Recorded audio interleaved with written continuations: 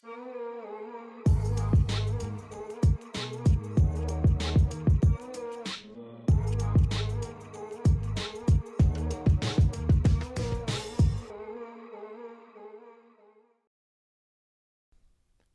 everyone, and welcome to the Searching for Happiness podcast. I am your host, Joseph Grable, and today I'm joined with O'Brien Hutchison. O'Brien Hutchison is a veteran writer and producer. How are you doing today, man? I'm good, man. How you doing? I'm doing good. Thanks for being on, man. It's good to have you on again. Yes, sir. I told you whenever you're ready for me, I can come back. I know, man. Like I said, you know, whether there's 5 people listening or 5 million people listening, man, you always got a spot.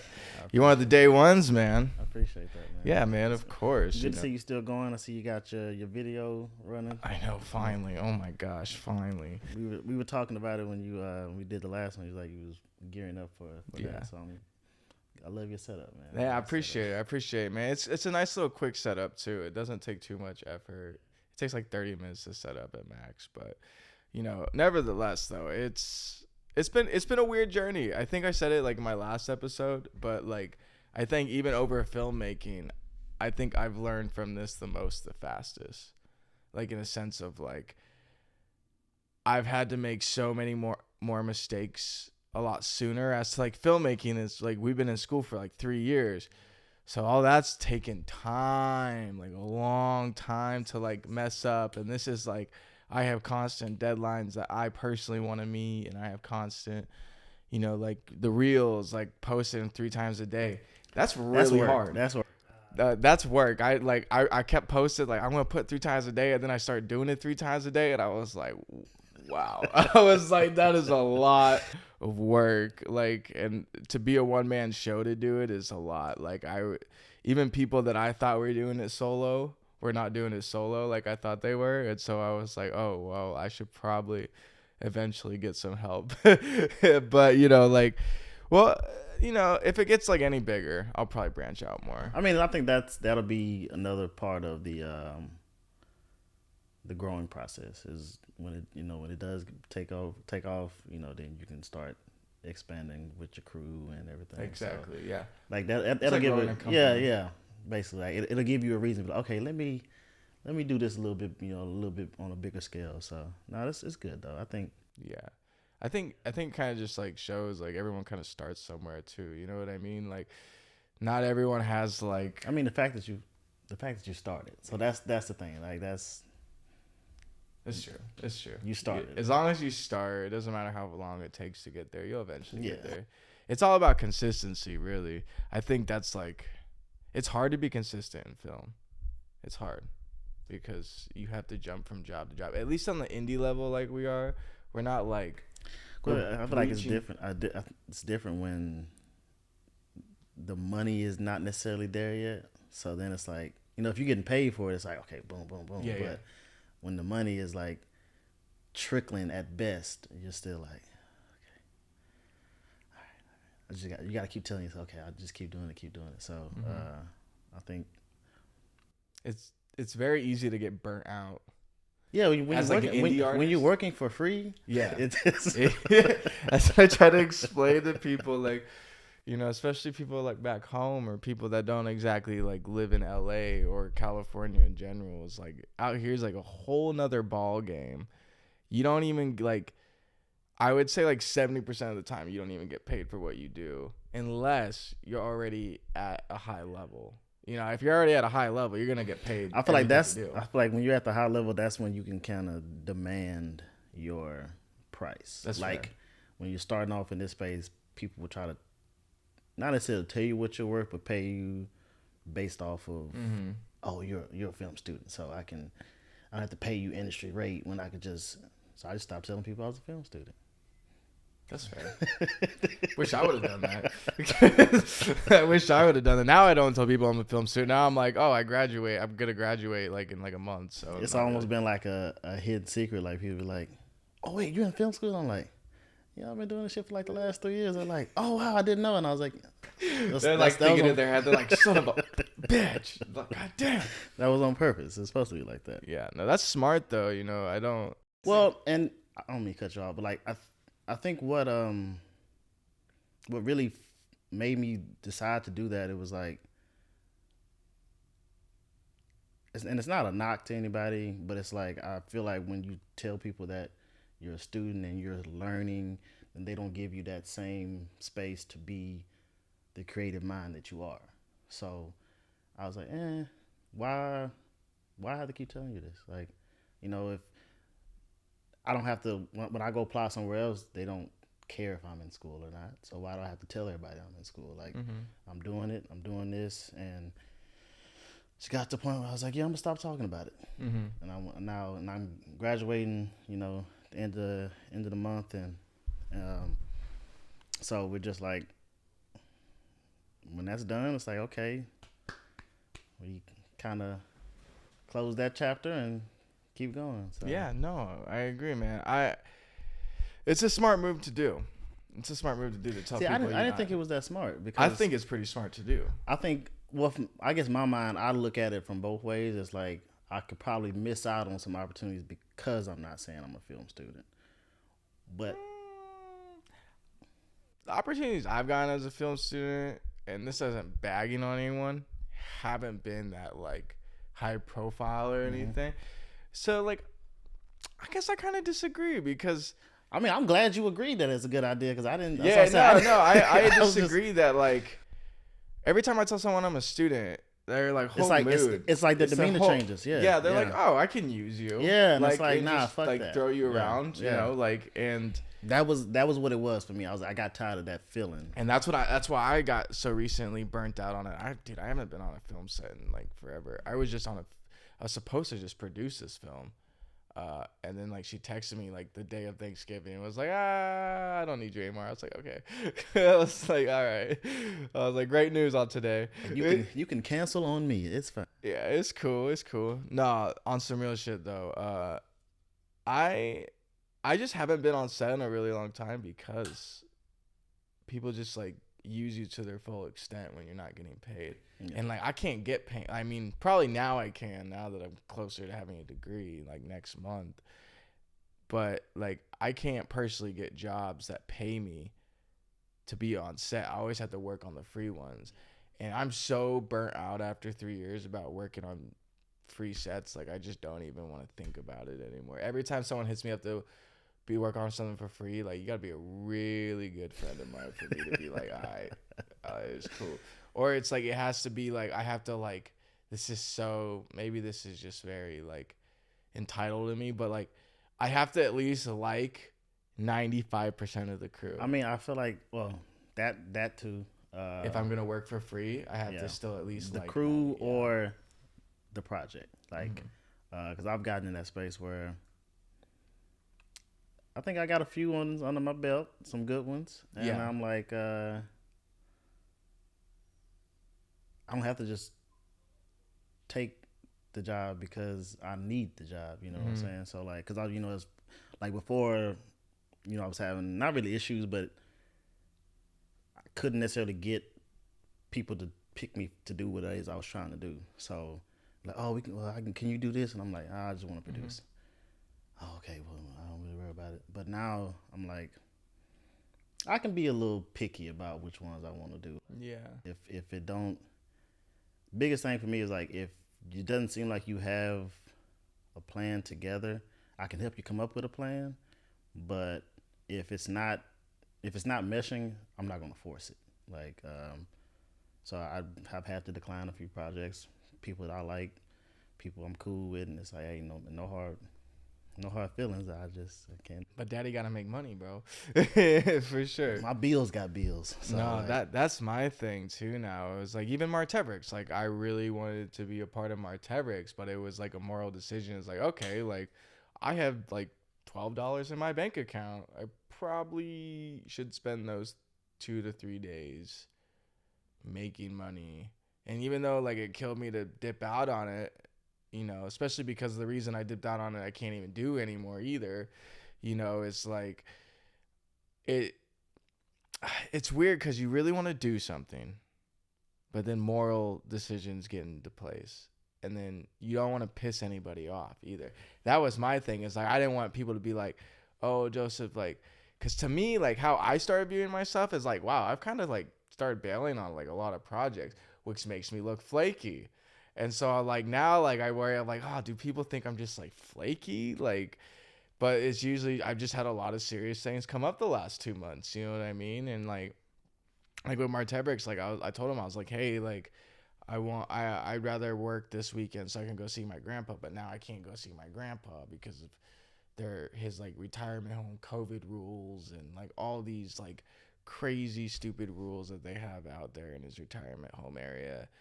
And so like I can't even go see him now. So like it bums me when stuff like that happens because I still could have took that weekend and been like, oh, like yeah, let's go have fun. But like I said, I think as I always tell people, like, hey, control what you can control, and then everything else, like, hey, like, if somebody takes that as a slight or feeling some type of way about it, you take that up with you and Jesus, like, honestly, because it's like if there was no ill intent behind it, like, oh, I don't do your project, fuck that guy. As long as it's not that, I think people should understand, like, especially most of the shit we're not getting paid for anyway, so.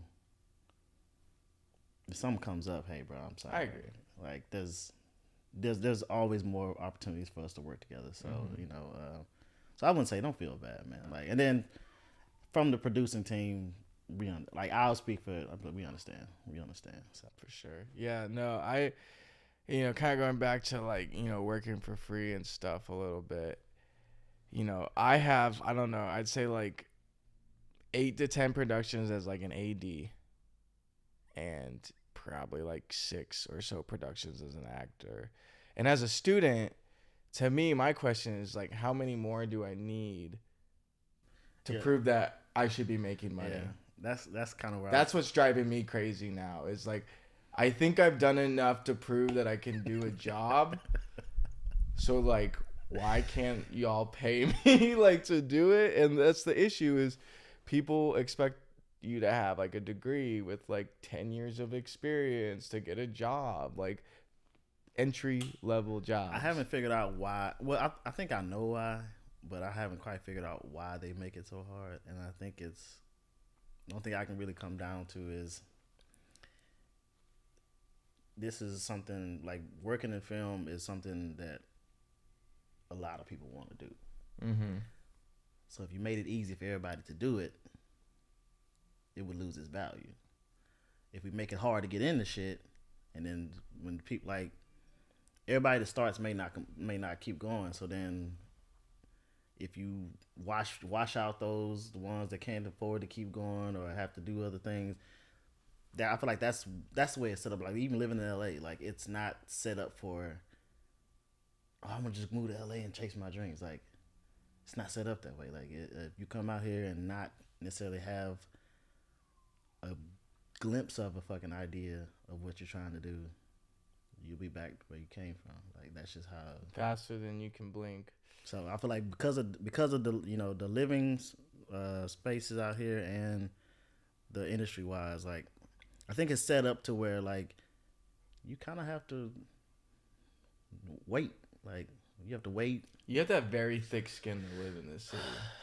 Thick skin and to work in the entertainment industry. Tough-hearted, strong-minded. Like it's so many different qualities you have to have as a person to even just deal with it.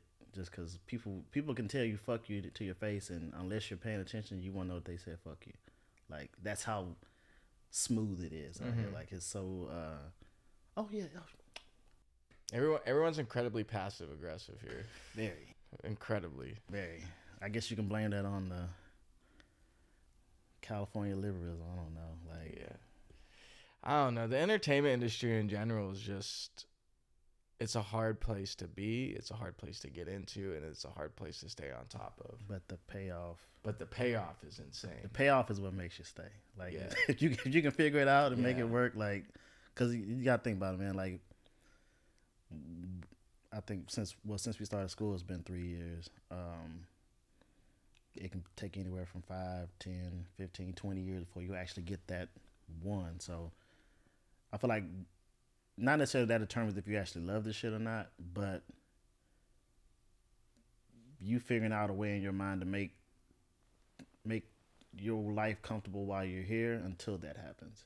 So yeah, if you got to go take the little extra job that you don't necessarily like, just because you want to stay here, then I feel like not saying not to knock anybody who like LA is not for me or industry's not for me or whatever, but if you really want to do it, you'll figure it out. Like I agree, and that's just with anything though. Like if you really want to do something, you'll figure it out.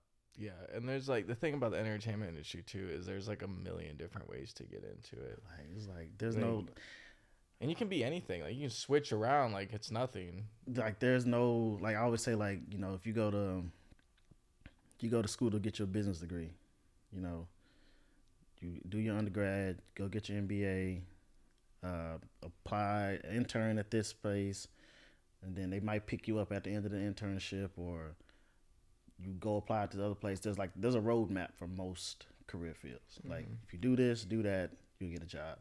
There's no roadmap to this shit. But that also benefits us as well. Like there's no one way to do it. Like you can start off doing podcasts and end up doing directing like you want to. It's just that could be the one thing that elevates you to be like, hey, who is this guy? And like, oh, he's a director. And it's like, oh, okay. Well. See, and I've always viewed like the podcast as a way to elevate myself, because I had watched, I think it was it was either, I think it was Joe Rogan. And this is like a way older episode, probably years ago, and I just always kept it in the back of my mind. And he was just saying that, once you start something like a podcast, it becomes like compound interest. Mm-hmm. The more you do, the more stacks up, and the longer you do it, the more people will start noticing. And then once you start doing it over and over, and then all of a sudden you realize you have 1,000 episodes and you have 1,000 different ways to make money. It's just more to play with, like. Yeah, and then he's like, because of my podcast, he's like, I started, I was a commentator for the UFC, because he's had his podcast for like 20 years. Yeah, exactly. I thought he hopped on when the podcast wave. No, he's had it for a really long time, and it helped him get a job with the UFC. Like he's been a commentator for the UFC for a very long time.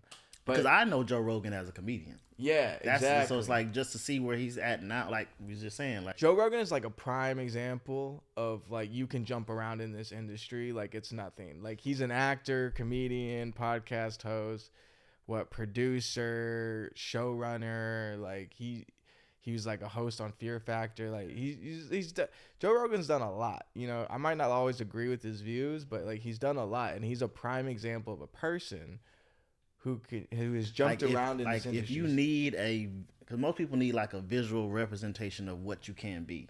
Mm-hmm. If you need a visual representation, Joe Rogan, like just Joe Rogan, like you can just pick one of his avenues that he took and just start with one of those, and then you never know. Kevin Hart, for instance, too. I knew Kevin Hart. First time I ever saw Kevin Hart was in Soul Plane. Hilarious movie. Oh, yeah.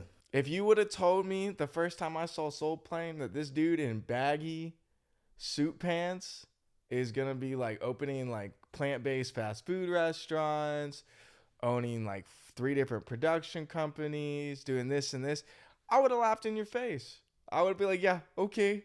Yeah, bud, but it's true. Like Kevin Hart is another prime example that you can just jump around in this industry like it's nothing. Like once you're there, and then do it at high quality, high non-stop. Level. Like it's because I was just listening to I think who was that? Oh, I was watching the Shannon Sharp podcast, and he had Cedric the Entertainer on, and they were talking about like their schedules and stuff, and they was like, and Cedric was like, only person I know that works that hard. I was like, I don't even know when he sleeps, and he was talking about Kevin Hart. It's like, they's like, yeah, there's only so many people that could do it. Like do what he's doing at the level he's doing at the rate he's doing it, and I gotta give my hats out to him for that, because I'm tired right now, so I can only imagine. This man gets up at 4 or 5 o'clock in the morning. I look at like Chris Hemsworth, I look at like Kevin Hart, I look at Dwayne The Rock Johnson. I'm just like sitting there. I'm like, I get tired after like 2 hours of like doing like, But I think what it is and I've started to notice just the correlation. I think it's their routine. They get on a scheduled Like routine. their schedule, like how they get up and whether they work out every morning. Every second like counts. everything is their day is so regimented. Like okay, boom, we gotta do this, gotta do that. And I feel like once you get instead of your routine, it kind of I think it makes it easier. I ain't gonna never say it's easy, but I think it makes it easier when you know what you got to do. You know what time you got to do it. You gotta get up and do it. And Kevin's always talking about how he takes these power naps. It's like 30 minutes or 10 to 30 minutes he'll try to knock out.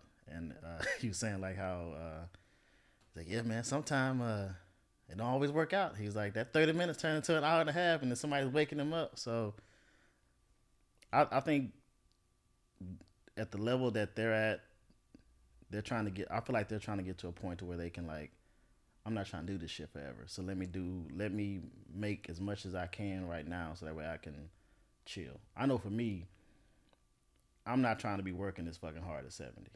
I'm not. No. So Me either. let me grind while I can still do it. That way, in my later years, I don't have to work that hard. So that's why I was like, I give my hats off to them. I don't know if I could emulate that.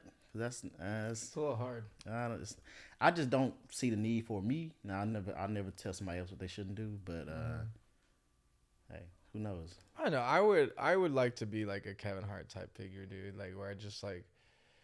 He's kind of like Snoop Dogg too. Like Snoop Dogg just like does a bunch of side quests in life. You know what I mean? Like he just does whatever he wants. Side quests. You know what I mean? Like he just like does whatever he wants. Like, and that's how I'm trying to get too. Like at least in the industry, I'm not trying to get like famous like that, because there are people in this industry that you have no idea who they are, and they are like richer than any person you've ever met, and they could be like.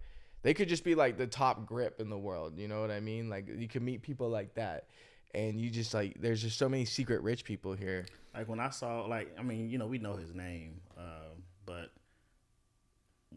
and I don't even like what we call pocket watch. I don't like to like count anybody's money. But when I found out how much Roger Deakins like his net worth from film as a DP, he's the highest paid DP of all time.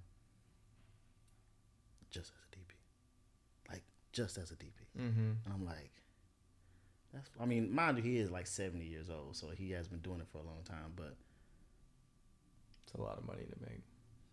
It's like over 100 million, like, right? No, it's way more than that. It's like he's in like the if my memory is correct, he's like in 6s and 7s, and I'm like, yo, like, but you wouldn't know it. We know his name for his work, yeah. But yeah, he's Roger Deakins for a reason. Like, it's so crazy because it's just I wanna be that type of person though. So like you're saying, like I don't have to work as hard later on in my life. Like I'm not gonna lie, I'm not trying to work past 45. Like obviously I'll work, but I'm not trying to like work more than like 20 hours a week by the time I'm 45. Well, I always said like my goal is to get to where I can do 1 or 2 projects a year and pay off. Like I could bust my ass for 6 months and take the rest of the 6 months off. I got this plan. I want to live in a different country every year or 2. So like just and like live, like set up shop over there, like actually be part of the culture. Come back to the States when I need to be here, see my family, and hey, I'll holler at y'all. So that's one of my goals. Like, yeah, because putting in all those hours at 70 years old, like that's how you're killing yourself. Like, yeah, it is. I'll never this like changed my whole way how I view working at an older age. I used to work for Buffalo Wild Wings, and I think I was like 18 or 19 at the time. I was like, yeah, I think 18 or 19. And I worked with this guy, and he was like 80 years old. Like literally, he was like 82 years old, and he was back there slinging wings with me. And I was just like watching him like slowly do it. And I just like kept thinking to myself, I'm like, I could never put myself in that position. Like, you never know how life will pan out. And that's the thing is, But I just hope I'm not in Yeah, that position. and that's why I was like, I think there's you never know what somebody's setback or shortcoming was to what landed them. Oh yeah, and his story was really sad. Yeah, because I like my dad was released when he was like in his early 40s after like 20 years, and unless that's kind of why I grind so hard, because unless I feel it's not on me, but I take that on myself. Unless I do something and help my dad out, my dad's gonna have to work till he dies, and I don't want that. So like I'm out here busting my ass to make sure, like, hey Pop, just come over here and do this shit with me. Like I'll give him a job, salary him up, and let him enjoy his fucking life. But otherwise, I'm like, my dad, most of my family are gonna be working till the day they die, and that's just most of my family. Yeah, and I feel like that's just the way it is. Like, cause retirement's not what it used to be. Oh, not even close, dude. Hell, you can't even. You're not even guaranteed your Social Security no more, dude. Like, so it's. I don't know. Maybe when we start getting some of these politicians out the way and start getting some new blood in there, we might be able to. I agree. Change the system a little bit. I think in the next 10 years we'll have a whole new. I hope so. I hope so, man. Because I'm not gonna go there, but they just don't know what they're doing. Well, they just don't know what they're doing. Well, I wouldn't say they don't know what they're doing. The old way, and you're starting to see that in a lot of different spaces in life, is the old way doesn't always work. Like, I feel like that's what. And they base everything off of, well, not everything, but they base a lot of things off of religion still too. Yeah, well, it's the tradition of things. Like, oh, we've always done it this way, and this way, yeah, that way worked in the fucking 80s. It worked in the 90s. Like, as time changes, you have to adapt and evolve with the times. If not, like, you can still work. Like, it still works, but only in a limited capacity. Like, even I feel like with the film industry, like, that's why I don't really take advice from too many people, because, especially older people, because, like, the way that you're telling me doesn't necessarily work anymore, and it's showing. Like, Hollywood is scrambling, trying to figure out, okay, how do we keep it?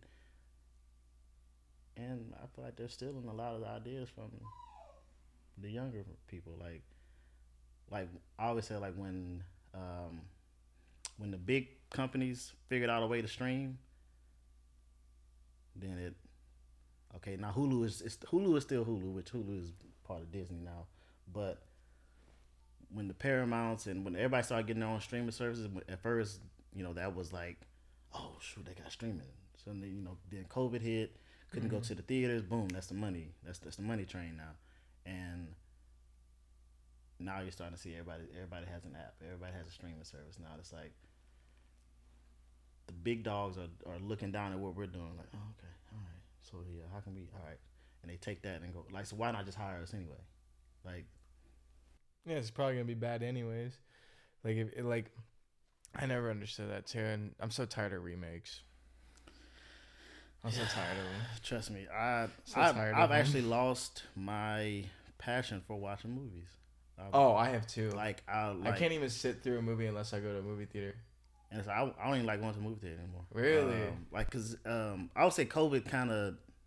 I'm a homebody anyway, but I always say I'm a homebody, but I get out every now and then, just for my own sanity and shit. But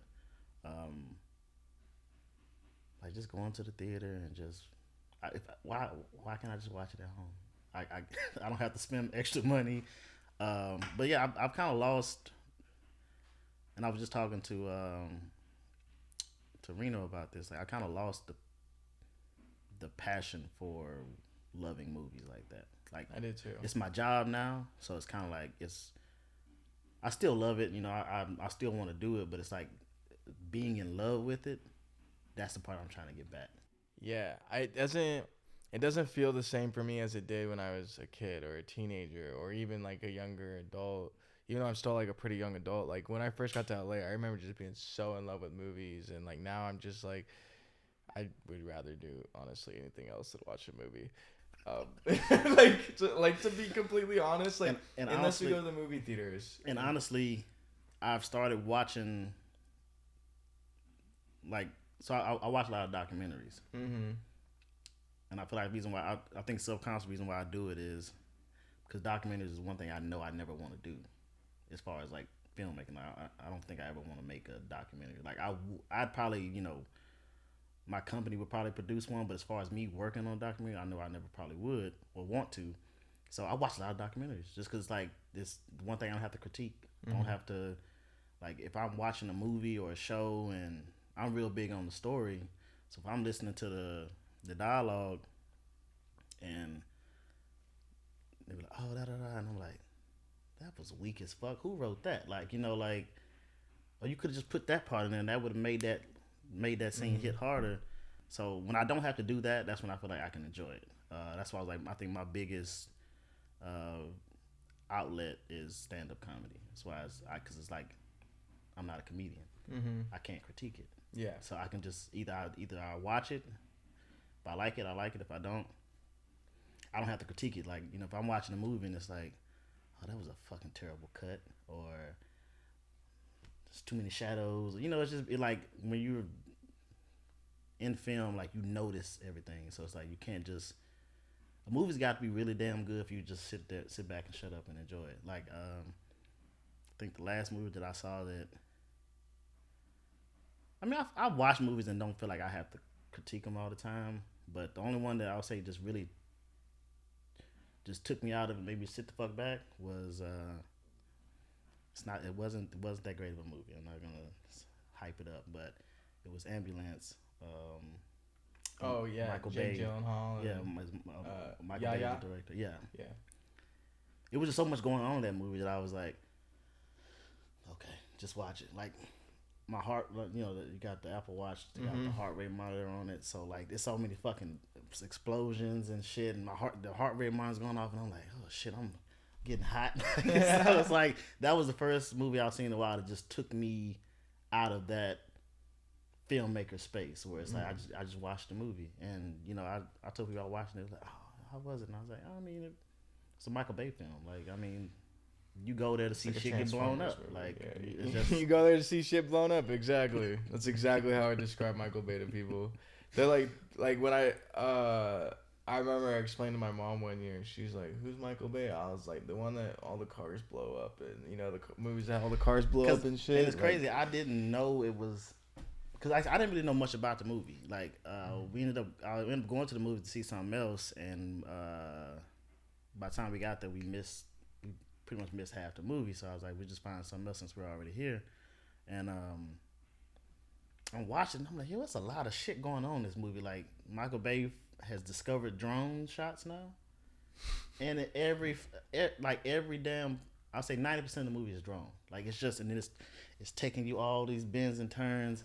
I was like, yo, there's a lot going on in this movie, and shit's getting blown up, and then Jake Gyllenhaal is doing his thing, so it's very intense.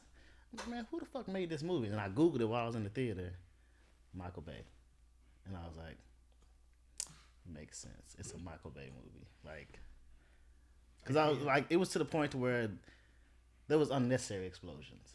Like, just anything. Like the cop car jumping over the other cop car and the drone going under the cop car. Completely unnecessary. It's like, yo, how many ways can y'all give this man money just to blow shit up? But I enjoy films that I can really just watch.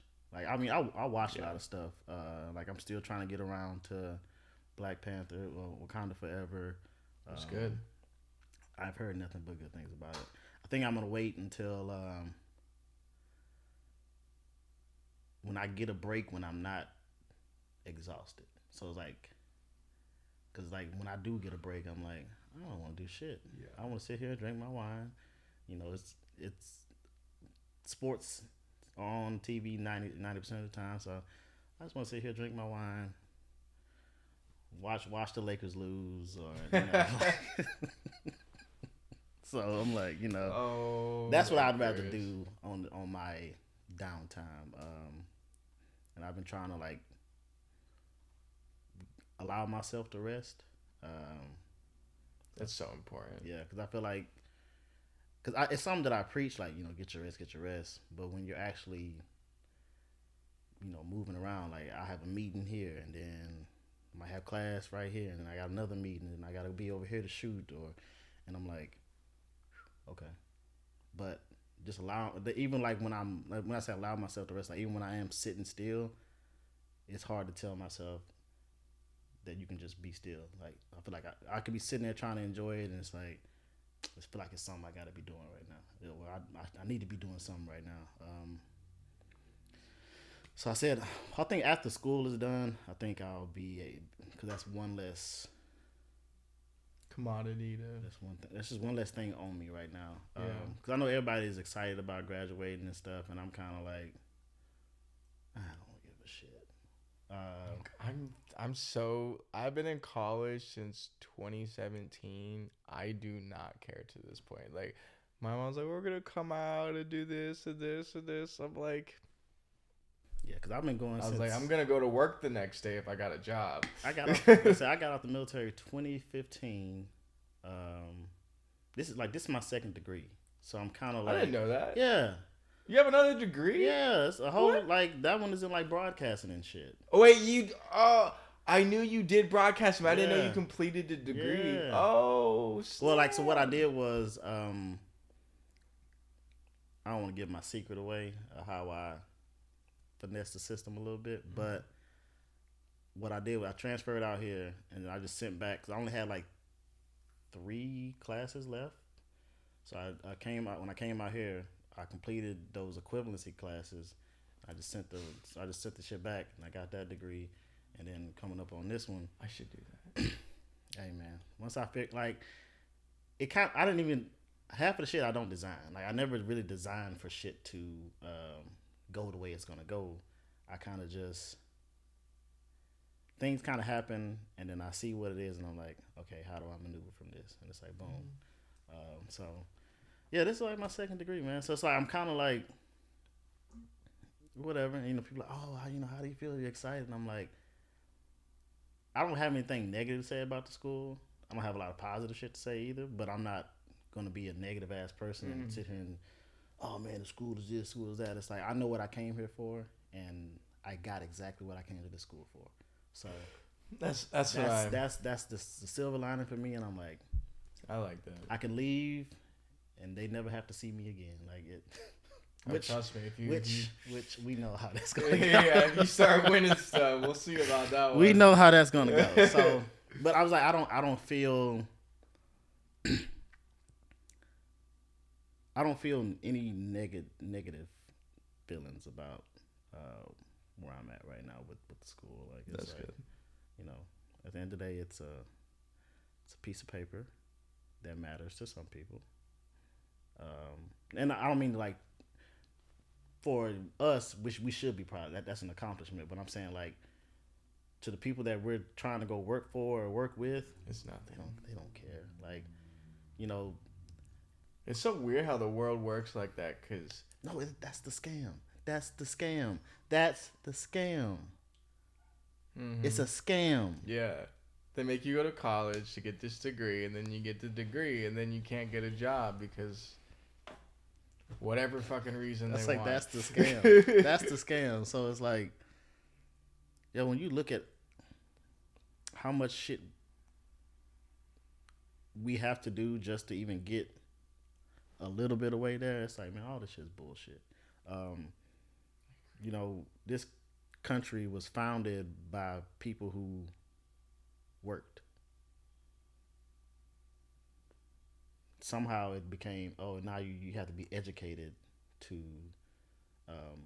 do something. And then not only you have to be educated, but you got to be educated at the right places for your, like somebody who went to Harvard and studied film, somebody who went to LA Film School and studied film. I'm not gonna say there's not a difference in what you learn, but the core of it's all the same. But that Harvard's gonna look better than the Los Angeles Film School, or that USC or UCLA is gonna look better. And it's like, can we work? Like, can you work? Yeah. Like, can you actually do what it is that you're actually applying for. So that's been the biggest pill. That's why I was like, I give my hats off to anybody who, my route was different. I joined the military and did my shit, and then let them pay for my school.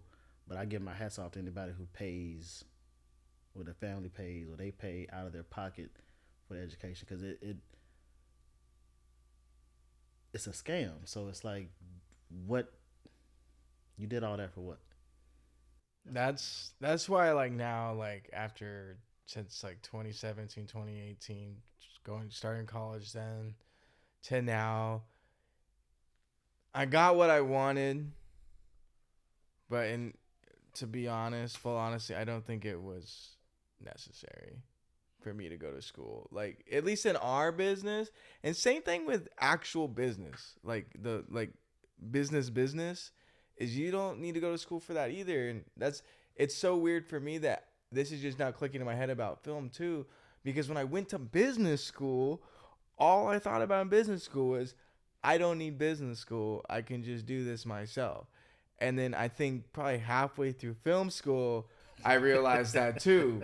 And I was just like, well, I already wasted a bunch of money. You're already here. So it's I'm already pretty much halfway done. So I might as well just finish it. But like at the end of the day, like in LA, my degree means as much as a piece of toast. You know what I mean? Like it's 1 in a million here. You know what I mean? Or one of like millions. And that's what I said. Like, I feel like I might have mentioned it the last time I was on. Like, I didn't actually start figuring out how to produce until I just started producing.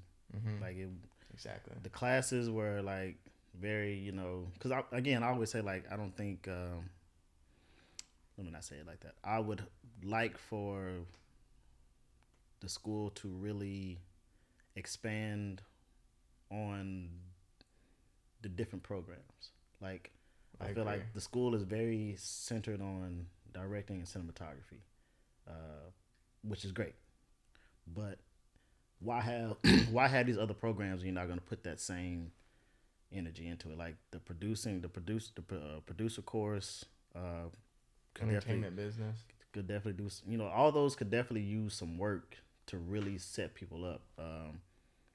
So that's one thing I would, anybody that's at the LA Film School who may see this, I would like for the same amount of effort and energy to be put into all the different programs to make sure that if you're gonna come and spend your money there, you're gonna leave with a quality degree. Yeah. So, which, I mean, the school is still fairly, I mean, it's accredited still. Well, I'm saying, but it's 20 years in existence. So, in comparison to, I think, well, shit, just USC, UCLA, Marymount, they're like 100. Yeah, so it's like, they're gonna. I feel like they'll get there. I would just like to see more. See that coming for the people coming after us. Which, my thing is like, with the school. Not that I have an issue with this because I can figure shit out on my own. I'm a big boy, but I remember when we were going to school, or when we first started, they had like emphasized this huge like rate, like a 98% rate of like job placement or whatever. And then like with the school, this is the only thing that's bugged me about the school. And then when you ask for help from the school, they just like don't know what to do. It's weird. It's just like, I think that's my only issue with this school. Is every time I've asked for help, I've had to do it myself. And they are a little selective with who they help. Yes, exactly. So, but I think that's the, honestly, I think it prepares you for the business, because I agree. I feel like 90 to 95% of this shit is all politics. So, if you learn it in the school, by the time, you go to where you're supposed to be going, and it's presented to you like, oh, I've seen this before. Like, I know how to spot if somebody's going to try to steal my work. I learned that through the school. So, hey, I learned. Yeah, that was the whole School's point. Definitely taught me a shitload of lessons. So, it's like, you get that's why I was like, the course load, all the stuff you're supposed to learn, I don't think that's really what you remember the most. Like you'll like the stuff that you learn just by going through it. Like I feel like I know how to put a hell of a team together because of the school. Like because I've been able to spot like, okay, which guys are actually not even just talented, who likes to work, or who will do their job. Hey, if I ask you, because right now I feel like our contracts are our word. Well, it's like if I say, hey man, can you do this for me, blah blah, this is what we're doing, and they're like, yeah, I got you. That's the contract. Now, through unforeseen circumstances, whatever. But if not, I'm not saying what's your situation, but like just somebody who doesn't show up, be like, hey, oh my bad, I'm late. Oh no, I forgot. Like that, be like, okay, yeah, never. And I had this thing. I was like, one of my toxic traits is you have one time with me, and then you never have to worry about it again. So that's fine. I'm gonna let you. I'm gonna give you the rope to hang yourself. You say you want to work and it's time to work, and you don't want to work. No hard feelings. With the situation we had, same thing. Hey, no hard feelings. I won't bother you with that again. Yeah. Just because none of us are getting paid for this shit. Like I've had to, outsource myself and my company just to make myself feel like what I'm doing is like to get paid for it, just to make myself feel like, okay, there's like, I love what I do. And, I'm cranking out these projects over the year, and I'm like, yo, I was doing 2 or 3 projects a month. Pre-production one, production on this one, post over here, or getting together, and I was like, yo, what if I was getting paid for every one of these? Like, I wouldn't feel bad about being fucking tired, because I'm like, hey, I can sit on this money, pay my bills, live a little comfortably. So I'm like, okay. And it's like I don't even feel any bad about it now. I'm just like, okay, well I know how much I've done when I work for free. So just imagine with this work ethic. That's what I tell people all the time, because like I tell Sabrina that too, and she's like Joseph, like, cause I come home exhausted, and like I do try to work my hardest on set when I am there. Other than like the last day of my set day, that was just hectic. But like I usually try to be like the hardest worker there, and I get exhausted. But then Sabrina's like, you work so hard for free. I was like, imagine if I was getting paid. I was like, I'd be working twice as hard. And I think that's what builds the work ethic.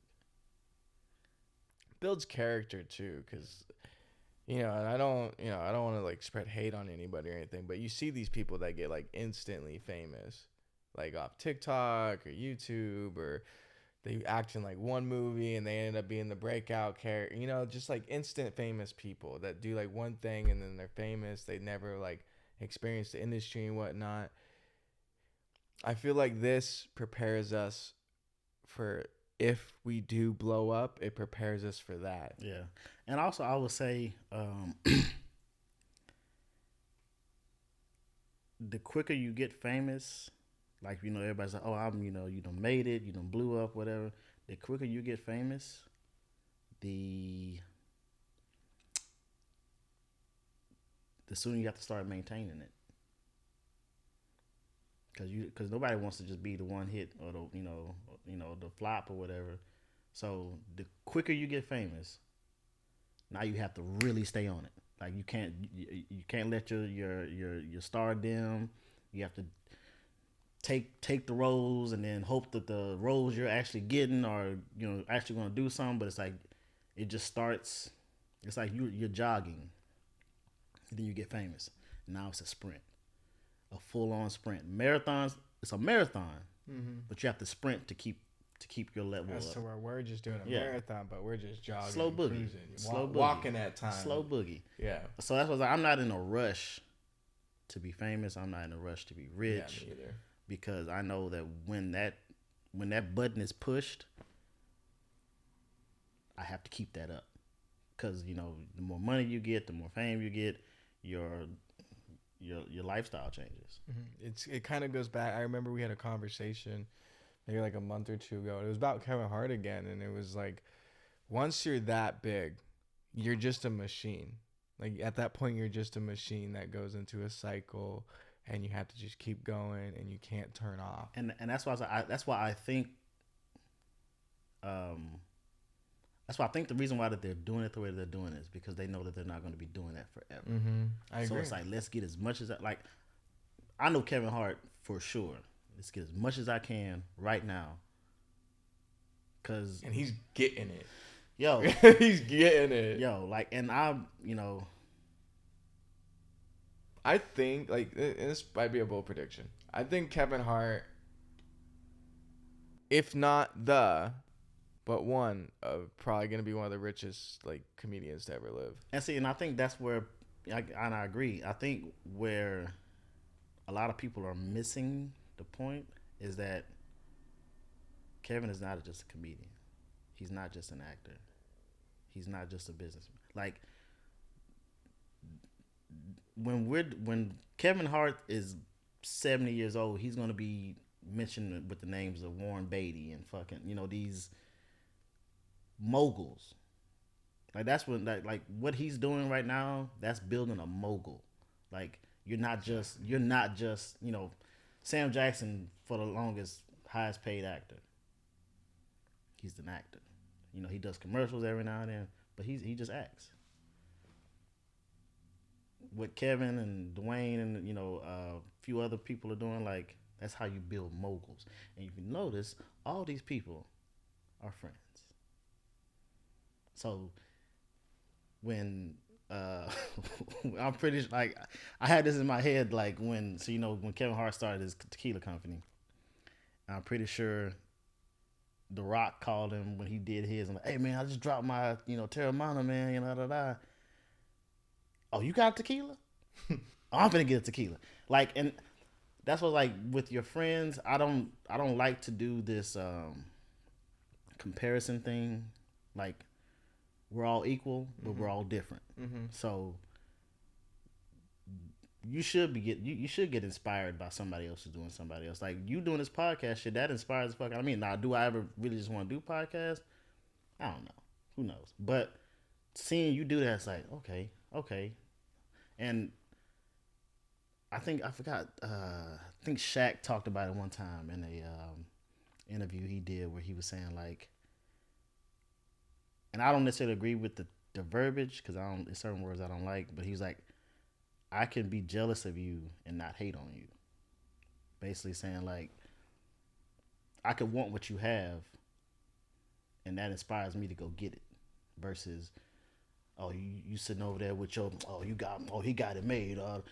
No, why would I sit there and talk shit about what you're doing? I'm just go get the shit too. Because if anything, your friends or the people around you, if you take nothing else from it, it's like, if they can do it, I can do it too. Now, do it differently. You might not be able to do it the same, but I feel like your friends or whoever the people around you should be. I feel like you should draw that instead of just the hate. You know, like, oh man, so and so doing good now. I mean, they ain't all that. I'm better than them. Well, what are you doing? Are you working as hard as they are? Probably not. Yeah. So that's what, and it's like, talent is one thing. Work is work. That's what my thing is. I don't get this. I haven't gotten this in a while, but last time I got this was, like, and I understand it. To like the outside people who don't live in Los Angeles, they might think that we have it good because we live in Los Angeles and we have nice things, but it's like we have nice things because we live in Los Angeles and only because we live in Los Angeles. And so I remember I was at a bar. I was with like my three most best friends in the whole wide world. And I was, that was my first time visiting home since COVID kind of got done and over with. So probably around like last year. And I remember seeing them for the first time in like 3 years because I hadn't seen them since I had moved out to LA too. And we had run into this person that we went to high school with, and he had made a comment because it's just like everything's cheaper in Oregon for us. You know, when you go to a different state, everything is cheaper for us. Okay. So what I did, your money all stretches this a is little all further. I did, and someone made a snooty comment. I bought all my friends a beer. That's all I did. And this guy's like, must be nice to pay for all your friends' drinks and have that Hollywood money. I would just like looked at him. I'm like, you know how hard I work, bro. Like, and see, this is. I feel like this is the perfect antidote for that. Mm-hmm. That's exactly why I brought it up. You just look at them and you just smile. It's true. Because a lot of people don't even know where most of my money comes from, and I like it that way. That's good. So you don't know what I've done to get this money, which is I'm not doing anything illegal. Yeah, I like to stay. Can't say the same, but yeah, I like to stay. I like to stay on this side of the fence. But you'll be like, oh man, you know, oh you got a nice car, you got a nice spot, oh, must be nice, man. Oh, you living, and I'm like, bro, like I'm just doing the shit that I want to do for myself. Like you buying your friends a round of beer to your actual friends. Thank you, bro. Exactly. I appreciate it. Thank you, bro. Like, so that's like when you get any, and like I'm glad you brought it up because I'm so like fed up with a lot of shit. Same. And it's like I was having a conversation with Daniel the other day, and I'm like, I'm really working on just not saying fuck you, because that's really all I have left. Like, me too. I can't I can't keep doing this shit. I can't. I'm not about to keep doing this back and forth, and I always say like the last thing I want around me, and that's for friends, lovers, anything, acquaintances, co-workers, colleagues, whatever. I never want somebody around me that hates the fact that I'm in that position. Because it like, and envy always comes from within. It's always because the person who doesn't know you, they don't know you enough to really hate you. Like they can say, you know, they'll be like, oh man, fuck him, you know, whatever, but they don't know you. It hits different when it's somebody who's right next to you and has that same amount of hate for you. Or because they want your life, or they feel like you got it all made. And it's like, yo, if I pull this curtain back and showed you what it really takes to be in this position that I'm in, or wherever you think I am, you turn the other way. Yeah, I couldn't even put into more words. Is like we work so hard, and it's not even like gloating our own boats. We work so hard to get the things we want. Like, and like I think I explained to a lot of people too. Like a lot of the stuff for my lifestyle comes from my wife too. You know what I mean? Like I have another person I live with now, so like it's easier for me to get things. You know what I mean? And I know my wife works. I'm bagging on myself. My wife works 10 times harder than I do. She always will. She's an immigrant, man. She always will work harder than me. It's how it is. It's how it always will. But no, I would say like that's a good thing to have, especially when it's somebody that loves you and you love them. Because I'm telling you, being out here and you dating and doing all this shit, there are people out here whose sole purpose in their life is to just get next to you and get your shit. So when you having some help, when both of y'all are equally grinding, having the right woman is like printing your own money, dude. Listen, if you ain't and I think I'm starting to learn, like, because I'm one of those people, like, I don't really necessarily.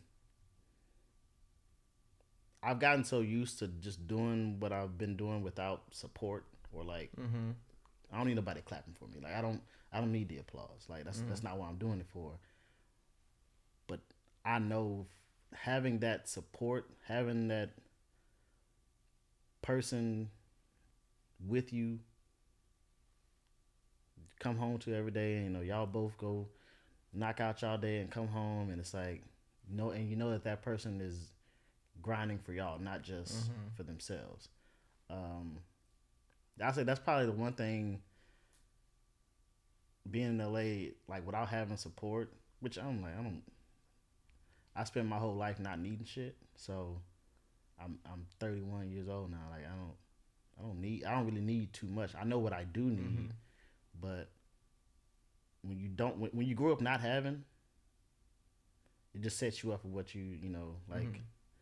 It's hard to, I will admit though, it is very hard to get used to being with somebody that kind of has your back like that, because I grew up kind of similar, not like in the same ways as you, but you know, I grew up, you know, you mean like it's hard to take it? It's hard to take it. Yeah. Like it's like I grew up so independent because like my mom was always gone with my brother because he was sick with cancer. So like from when I was like 5 to, I mean now, like I've had to, you know, I didn't have my siblings around that much, and so I did all things on myself. My mom wasn't around to help that much, so I do a lot of things myself.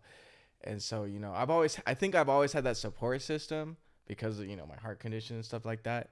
And so my family has always been extra cautious and loving with me.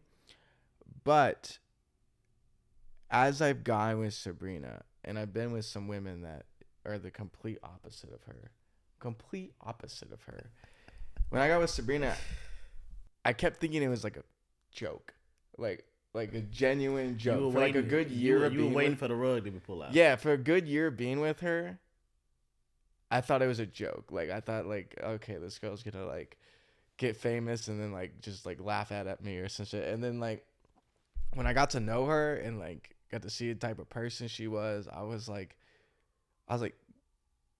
you're like a unicorn, dog. Yeah. Like you don't and exist. Like I've seen y'all interact with each other, you know, just like out, you know, whatever, and I'm like, she give a fuck about him, like, and so like, she does, and so that's why I'm like, that's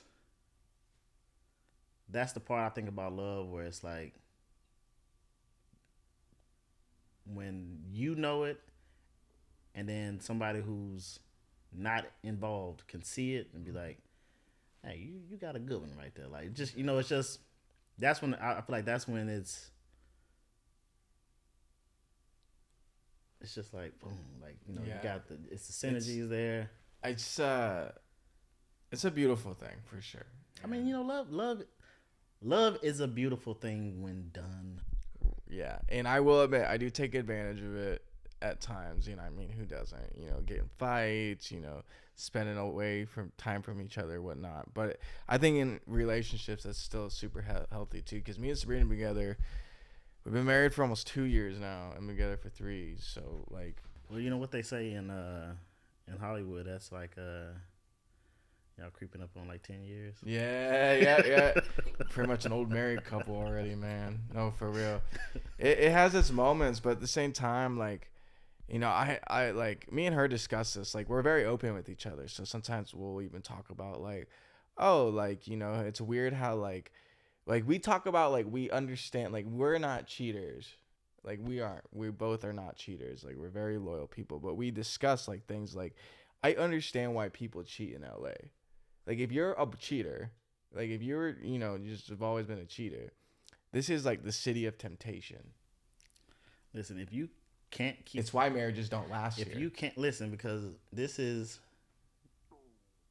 where all of the richest, the beautiful, the you know, the sexy. This is where they all come to like plant their flag. So if you're here and you're with somebody and you're not focused on making that your priority, well, shit, you can walk out the house and, oh man, oh shit, like you said, because the temptation is here. Like, there's, now if you're like in bumfuck Idaho somewhere, your woman is your woman, your man is your man, like, because it ain't that much to choose from. Exactly. When you come out here, it's like, there's like, you know, me and my wife talk about all the time, there's just 10 out of 10s every corner you go. Like, it's just a constant, just this is the city just full of attractive people. You know, you don't like walk down the street, it's very few often that you're like, man, that person does not look like, everyone looks good. Like, here, like, it's weird, everyone looks attractive, looks like they try. It looks like that's a good way to put it. They look like they try. They look like they put in the effort. And me and Sabrina, we've always been like, one of our biggest rules is like communication. Communication is key, bro. Like in any relationship, any friendship, like you gotta communicate with your friends. It's like, and me and her communicate all the time because we're like, we don't want temptation like that, because it still exists. Like, if you're married and you're like, oh, I don't get tempted, you're full of fucking shit. Like, I don't care who and that's you the are, thing. It's like, you're full of fucking as shit. long as y'all are in, and like I said, I'm no, relationships are probably the out of all the things I've done in my life that I've been good at or been successful at, relationships have never been one. I didn't think so. I was either, but I think it just matters on the right person. I say that because, we love based on how we were taught. Mm-hmm. So that was the first leg of my life, was I was loving the way I saw people around me love. Don't work like that. It's a new generation. So then it boiled down to, what do I want? And I went through that leg. And now I'm at a point where it's like, what do I need? And I'm like, so I started, if I had a list of everything I need, I'm like, oh, I don't need nobody else for that. I don't need nobody else for that. I don't need nobody else for that. And I'm kind of at a point now where I'm like, yo, like because I'm going to tell you where I'm trying to go. Mm-hmm.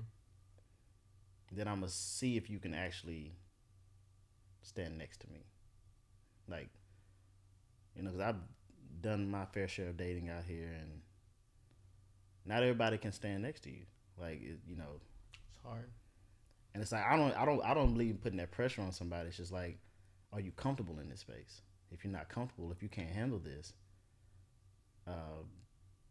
because this is just where I'm at right now. I'm just kind of at a point where I'm like, I'm good. There's this since we're talking about love, it's funny, and I don't take it to heart. I don't take it as literally as it sounds, but there's this Jay-Z verse that he had, and I think the song is called Monster. It's with him, Nicki. And so he said, people always wonder what my Achilles heel is. And it's like, it's love. I don't get enough of it. All I get is these vampires and bloodsuckers. Mm-hmm. And I'm trying not to adapt that mindset of it, of how I view things. But like, that line sticks the fuck out to me, because it's like, that's kind of where I'm at right now. Like, nobody's pouring in, everybody's taking out. So I'm like, I ain't got time for that shit. No, I just don't. Like, you will see a whole different. I've kind of gotten into this this Zen mode. It's good though. This, I call myself Zen Daddy. Like, Zen Daddy. And it's like, certain things will. I try to control what I let take me out of my character, which is what you've seen. I don't think I've ever really. I ain't really showed my ass in front of you or most people, but there's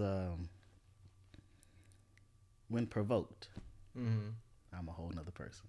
I think that's all. I mean, I'm sure you mean that with like an emphasis, but I think that's all of us. Like, even me, like Sabrina can't even tell. Like, I can't even tell you the shit that woman goes through. Like, cause me, like, I might seem like a nice and calm and laid back person, but deep down I'm a psychopath. So like, you're like, maybe not a psychopath, but like, I have a temper. I have a really bad temper, and it can get the best of me for sure. But I think that's why a big reason why me and Sabrina stayed together too. Is like, she just like, I think a lot of it has to do with the way she grew up too. But like, she can just handle it, and she knows, like, I'm never ever mad at her. I'm always mad at the situation. And she knows that, so she doesn't take it personal anymore. As to when we first started dating, she started taking it personal. Like, I was mad at her. I was like, no, like, well, yeah, because I know it. Nobody likes to be attacked. Yeah, of course. So it's like, and then anytime and that's just human nature. When you're pushed into a corner, when not physically, but when you mentally. Well, it's just like when you feel like you're being backed into a corner, suffocated, you have two options: either you lay down or you fight back. Mm-hmm. Now, and some people's responses are different. So like nobody likes being attacked. So, but I feel like it takes that time, that understanding, the conversation to be like, hey, if I say this, I'm not attacking you, or I'm not going to do something to you. It's just like, yo, that's just how I express. Yeah. I said the fact that y'all can talk is the biggest thing. Like that is like our number one thing we do is talk, because as somebody who's been in and out of love since I've been like 16, you can talk, you can damn near get through anything. Yeah, exactly. Every time that I feel like shit went south is when we stopped talking. Mm-hmm. Or we just didn't want to hear the shit. I know I'm kind of big on I don't want to hear shit. So I'm working on that. I took like I've always been big on communication. I had to teach Sabrina how to kind of properly communicate when we got together, which is fine. It's always a work in progress too. People like, that's the thing that people like don't understand is like, it takes a long time to like understand your partner. People think that that there's this stranger walking around that is going to fully understand you the moment that you meet them. Mm-hmm. And I'm thinking like that's that Disney fairy tale bullshit, because you're not going to meet somebody and they innately initially know how to mesh with you. Like it doesn't like that takes time. Like the successful marriages that I've seen in my family, and they've been like my grandparents, my great grandparents that raised me. They were in their late 70s, early 80s when they passed, and they had been together 50, 60 years. That's work. Working. That's learning somebody. And I have other ones that anywhere from 20 to 30. So it's like it's possible, and I've talked to anybody that's been married for a long time, and you ask them, it's like, yo, like that's my best friend. Like we talk. Like that, Yeah, and that's kind of how I was getting like with the temptation thing too. Like the temptation thing I was saying earlier was not that we get temptations. That's just like my best friend. Mm-hmm. You know what I mean? Like that's some person I can confide in and be like me and Sabrina all the time. We'll be like, oh, that girl looks like super attractive. Like maybe she's like a movie star. She should be a movie star. Or she'll be like, that dude looks like he goes to the fucking gym every day. You know what I mean? Like stuff like that. We communicate like that, and like I think once you like unlock communication with your significant other, it unlocks a whole nother door to them, because although this is the thing that people don't get, like it takes years to do that stuff. Like it's not gonna happen in months either. Like when people are like a year together and they break up, I'm like, that's smart, but maybe they just weren't trying. Well, and you also have to think about, you never really stop learning somebody. Mm-hmm, exactly. Because we're constantly changing. We're constantly evolving as individuals. So who you were 5 years ago and who you are today, if you've been evolving, you're not the same person. So if you're with somebody, there's a constant level of, I have to learn. You're learning.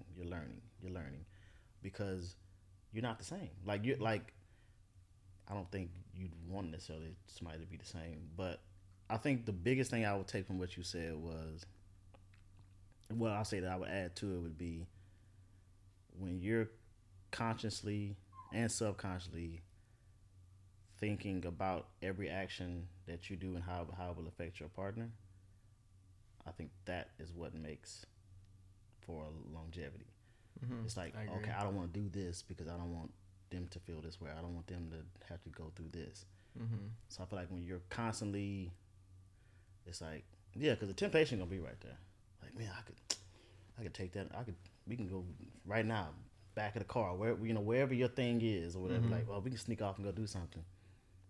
But damn, how would my girl feel about that? Exactly. Like It's a huge reason why I wouldn't say I'm flaky, but a lot of reasons why I don't go out sometimes too is like I was like Well, for one, you ain't missing shit. exactly. That's my big thing. When you get married, you realize how much you really don't Bro, miss and how much you're actually I am getting. out here in these streets, and I'm telling you, you ain't missing a damn.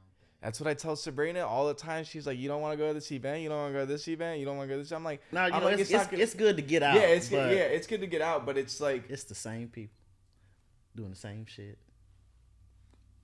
It's like I've got to the point where I don't really care to go to bars and clubs anymore. Like, oh yeah, I could if we gonna sit around and drink, hey, come by the crib, bring a bottle, we'll cook. You know, I don't know, maybe I'm getting older, so it's like I don't really have the energy to be out because I could be out, and if the music ain't right, peace. I'm ready to fuck go. Yeah, like, same. Like my birthday, dude. My birthday. No, I think collectively, my birthday, collectively that night we were all like, yeah. I mean, I looked at Devontae and Devontae like, and I'm like, yeah. I was looking at you guys. I was like, oh my gosh. I was like, I need to go. But no. But like the thing is, I was like, it was. I feel you though. Like that. I was using that as a reason. Was like the music and the mood just weren't right for me at all. So like I was instantly ready to go. And I'm the same way with clubs and bars. Well, and I think, you know, I would say for me when we were out, and this is what I try to keep in mind whenever I'm out. It's not about me. Mm-hmm. Like if it's not my birthday or it's not my day or event or whatever, it's not about me. So when the moment you would have been like, yeah, I'm ready to go, we're there for you. Mm-hmm. So like you didn't have to feel bad about, oh man, they're in here and they're not having a good time. Like, bro, we're here for you. Mm-hmm. And that's how I look at it. Like I try to take myself out of. I take my personal feelings out of shit just because I'm like. Half the time it's not about me, and there's this Gary V quote. He's like, 99% of the things around you don't matter. Yeah. So I'm like, that's my. Do I care for the people in here? Do I care for the music? No, it's not. But it's not about that. We came out to celebrate you for your birthday. That's what mattered. That 1% it'll be being your birthday. Mm-hmm. That's what mattered. Mm-hmm. But yeah, you're not missing shit. Like LA is gonna be LA. It's been LA. That's what I'm saying. I always view it now. I think it was Samuel Jackson too, and he's always just like, when it's your time, it's your time. And I just approach things like that too. I was like, if I was meant to go to this event, something in my mind would be urging me to go. You know, or something. It would have just aligned better. It would have flowed better. Yeah. It wouldn't have been such a headache. You know, like sometimes I try to go to events and it's such a headache to go. Because I have to cancel this or I have to move things around because Sabrina's taking the car or this and that, you know. If it flows together, I always go. But, you know I'm not missing something because after I got married, like, I realized